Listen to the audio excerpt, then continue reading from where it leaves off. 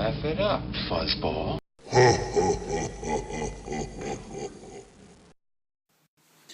Hey guys, Laugh It Up Fuzzball 70 here, hope you're all well. Today I'm going to show you something completely un-Star Wars related, but related to my childhood and related to the same time as Star Wars. In front of you, you can see what would be an early computer game.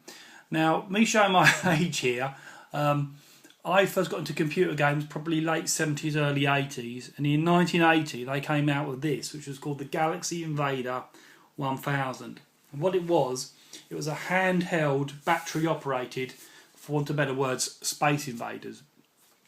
Very basic, as I will demonstrate to you in a moment, and you'll see how far things have moved on in the interim. But to give you an indication of its computing power of the time, it ran on roughly 2 kilobytes.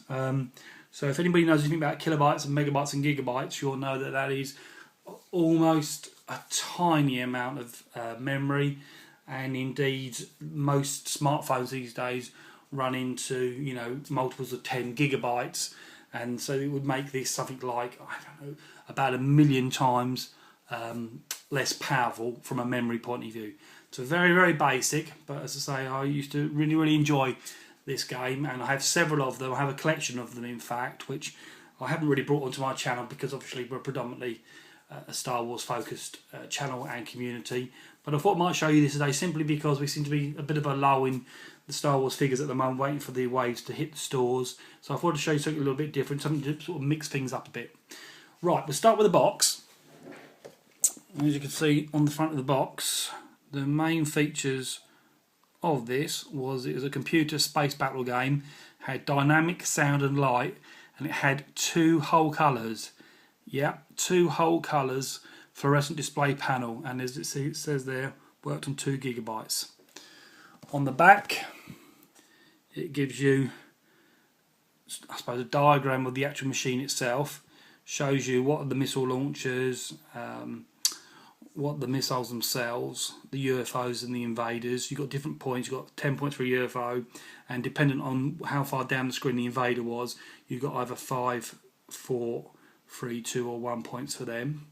It only went up to 999 points and it reset itself, so you could play forever and go around the clock on this, but it only actually went up to 999 points, so no high scores to beat because you got proficient at it, and after a while everybody could get 999 points.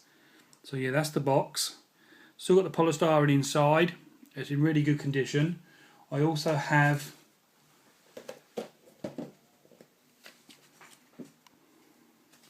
the instructions.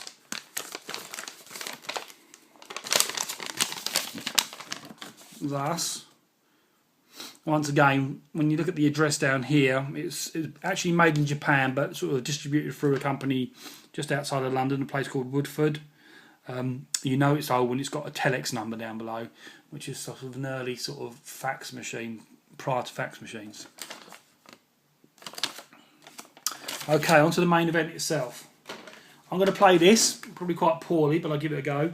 It is actually in mint condition. Can you see this here? Let me focus it up for you. It is in mint condition, and hopefully you get the idea. Right, there's 3 settings at the front, 3 skill settings, 1, 2 and 3, and it just basically is the difference between the speed in which the invaders drop down the screen and move about the screen. There's an on-off switch, a left and right, and a fire button.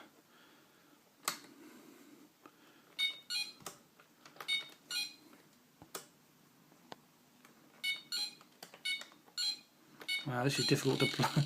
This is tricky to play whilst trying to film it, but you'll get the idea.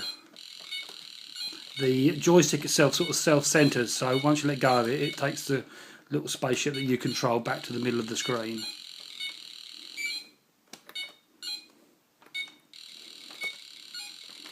And the noise of this used to drive my mum as a kid absolutely to distraction. But you'll get the idea. You can have a couple of missiles at once on the screen at any one time.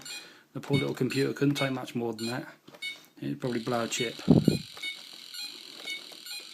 So whenever any of you younger guys these days say, oh, the Xbox, that's a poor game, or the PS3, what a rubbish game, have a little bit of heart for back how we sort of did it back in the day. Because if you want retro gaming and basic facilities, that's about as basic as it gets. So yeah guys, that is the Galaxy Invader, and that's me dying. That is the Galaxy Invader 1000, brought out in 1980, ran on 4 batteries that you place in the back, and on 2 kilobytes of memory. As always, your thoughts, feedback and comment are really appreciated. Until the next time, catch up soon, take care of yourselves. Cheers now, Fuzz.